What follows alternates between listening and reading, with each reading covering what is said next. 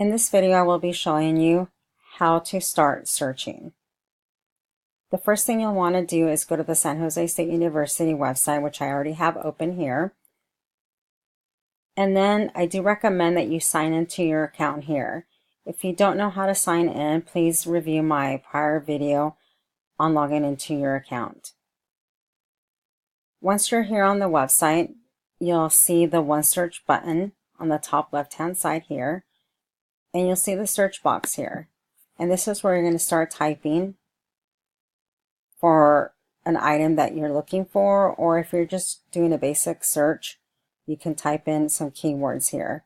For this example, I'm just going to select Edgar Allan Poe. And then you'll notice a few options down below that.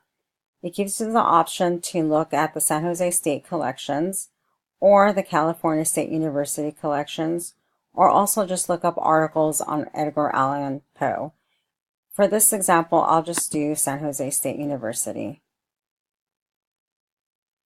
And then this will take you to your results page. And that's how you begin a basic search.